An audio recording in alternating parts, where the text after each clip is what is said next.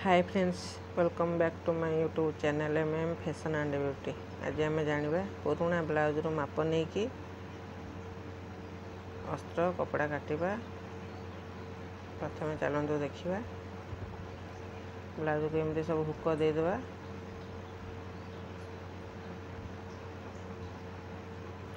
कांध पाखु लंबटा back side रू सब पुराणा ब्लाउज रू नबा टिके टाणिक धरवा। देखिए लंब मुझे कांध पाखु अंटार जो जॉइंट होती अंटा पर्यंत तार माप नौ टाणिक टिके रखा। 13 इंच लंब 13 इंच रेडी लंबटा अच्छे 13 इंच। आम एक्सट्रा मार्जिन नहीं कि पुणी अस्त्र कपड़ा काटिबा। तापर अंटार माप नवा। अंटा ये अच्छी 16 ताकू 16 टाकू 16 दी थर मिसे देने तार अंटा हम 32 इंच। अंटा 32 अच्छी। छाती सेमती एठी अच्छी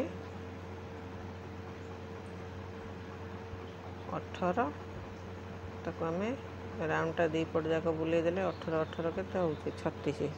छाती हूँ 36 इंच। मैंने हाथर जॉइंट एपट हाथर जॉइंट कतरू रखिकी फिता को मापिया। तापर कांध 10 इंच।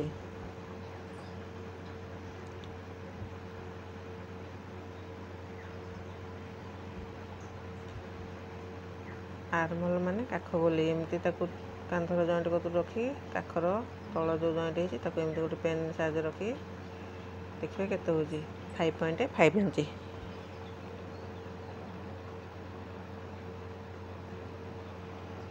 तापर आग बेक केमती नवा माप सेमती कांध पाखु रखी बेकर जो जॉइंट होती हुक जो जॉइंट होती सेमती रखिकी आग बेक अच्छी 6 इंच।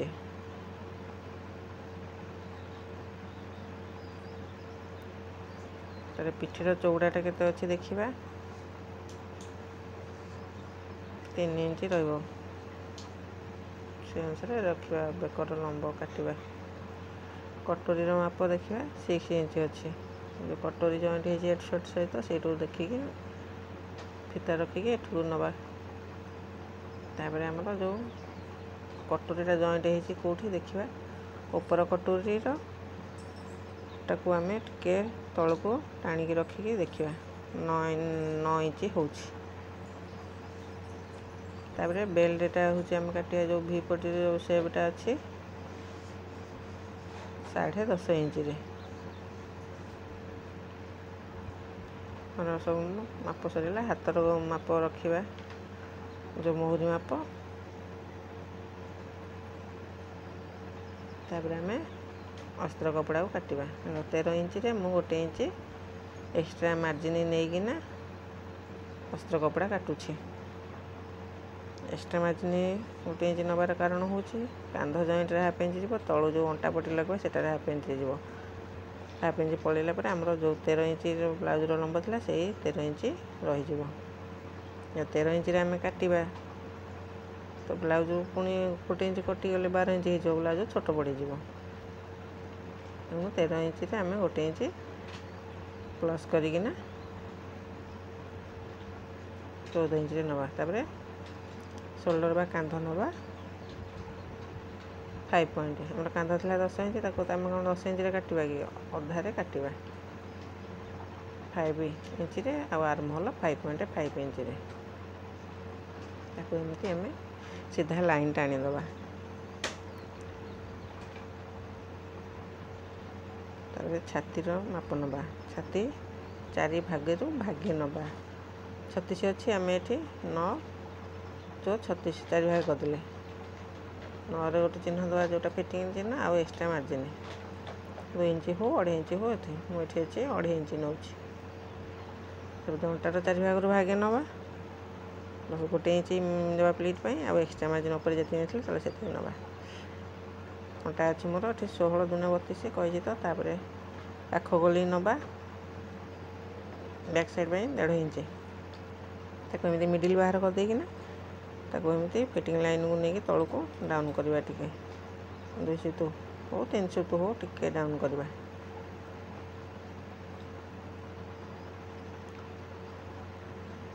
तापर बेकर चौड़ा नवा 2 इंच पिठी आमर तो थिला 3 1 इंच भी एक्स्ट्रा मार्जिन नहीं आम 4 इंच रे पिठीर चौड़ाटा रखा। तापर पिठी जो मेला करने 2.5 इंच रे चिन्ह देली ऊपर 2 इंच ये तले 2.5 इंच। तापर एमती बॉक्स बनईदेली। तापर जो सेप दे पार बेकर सेप अंटार चिन्ह से जो प्लीटर चिन्ह ये 4.5 इंच देकिना ऊपर को 3.5 इंच एपट हाफ इंच सेपट हाफ इंच देकी प्लीटर चिन्ह देली। तापर ये मु राउंड सेप दे दूची।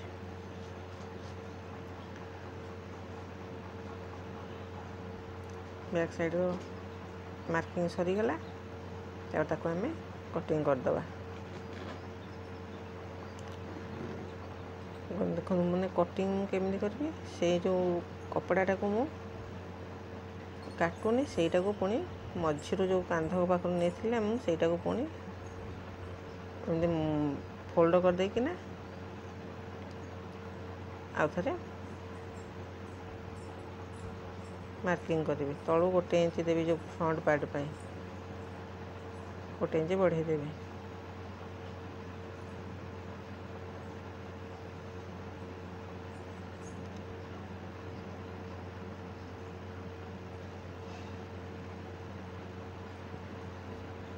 तापर आम कपड़ाटी को काटिके बाहर कर दूची।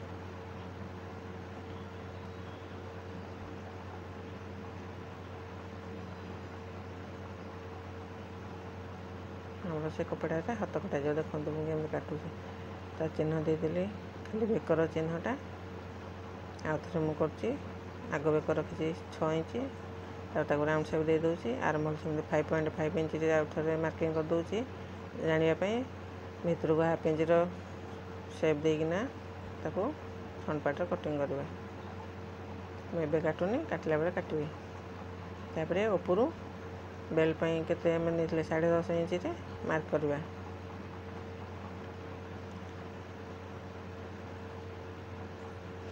ताको सीधा लाइन गोटे टाणीदवा। तापर कटोरी माप नवा कटोरी 6 थी आम 6 इंच कटोरी माप नवा ऊपर 1 इंच बेक पखर बढ़ेगा आर्मल साइड 2.5 इंच चिन्ह देवा। तापर ताको एमती सीधा लाइन टाणी देकी ताको सब चिन्ह को एमती सेप देदेवा। देखो के सुंदर सेप आसला आम एस पट्टीर। तापर आम कौन करवा यू यटा को मिडिल करदे।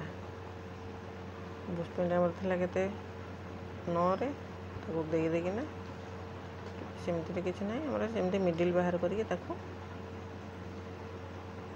सीधा लाइन टाणीदे। तापर भी पट्टी सेप देदेवा हाफ इंच एमती तेरछा भाव लाइन टाणीदे। सरीगला काटिकी बाहर करदे। देखो मुझे हाफ इंचटा जो सेप देती केमी काटिली एस पट्टी। तापर आम कटोरी को बड़ करवा मझे देख मुझे काटिकी अलग अलग करदेली। तापर ये पार्ट 1 कटोरी को बाहर करें बेसी कटोरी को बड़ करवा।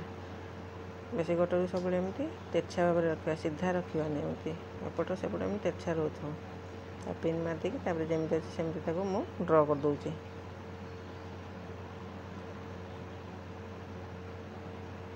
तापर एपट 1 इंच बढ़ेगा एस पट साइड 1 इंच काज हुक साइड 1 इंच एस पट साइड 1 इंच बढ़ेगा। तापर एपट हाफ इंच सेमती बढ़ेगा एपट को हाफ इंच बढ़ेगा। तापर सब चिन्ह को लाइन टाणीदे। तापर यार मिडिलटा बाहर करके मिडिल गोटे चिन्ह दे देकी तल को 1 इंच रे चिन्ह दबा। तापर सब जॉइंट करवा। केमी मुझे जॉइंट कर जॉइंट कले मुनिया टाइप रोचे जॉइंटा एमती हल्का सा राउंड सेप देदेवा। देखो आम मुनिया होगी रहा गुजिया होगी रही तब राउंड सेप हो गला। तापर आम कटिंग करदे। केते सहजरे कटि जो भावुवे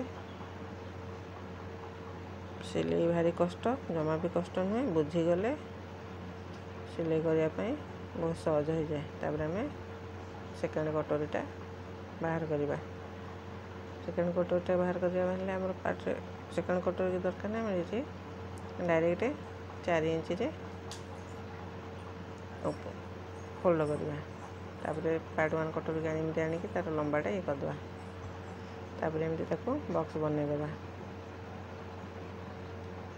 बनई देकिना तार मिडिल बाहर करवा तापर एपट साइड रो हाफ इंच जो एपट साइड रो हाफ इंच डाउन करवा काज ऊपर साइड रो 1 इंच रे डाउन करवा तापर ताको भी सेमती जॉइंट करदे सब चिन्ह तापर जो बेल्ट नंबर जो शेप पाई ताको हाफ इंच दे देगी तापर पार्ट 1 कटर को जानिके एमती डायरेक्ट शेप दे देवा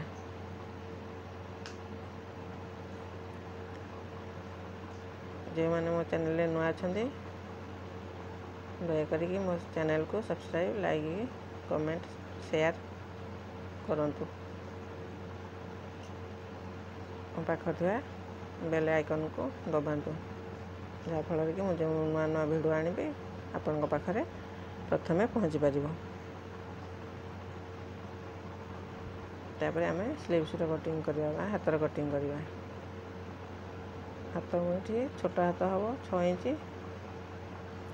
चिन्ह देकी सीधा लाइन गोटे टाणी तापर तलू 1.5 इंच डाउन कली तापर मोहरी नहीं मु 6.5 इंच एक्सट्रा मार्जिन नहीं जी आम ब्लाउज से नवा तापर एमती कोणा कोणी रखिकी छातीर 4 भाग रू आगे -1/2 इंच करदे करदेकी एमती फिटिंग लाइन एमती सेम तलू डाउन करदे स्लीव्स कटिंग मार्किंग सरीगला तापर आम कटिंग करदे भिडियो को जमा भी स्किप करेंगे नहीं बारंबार देखले ही बुझीपारे।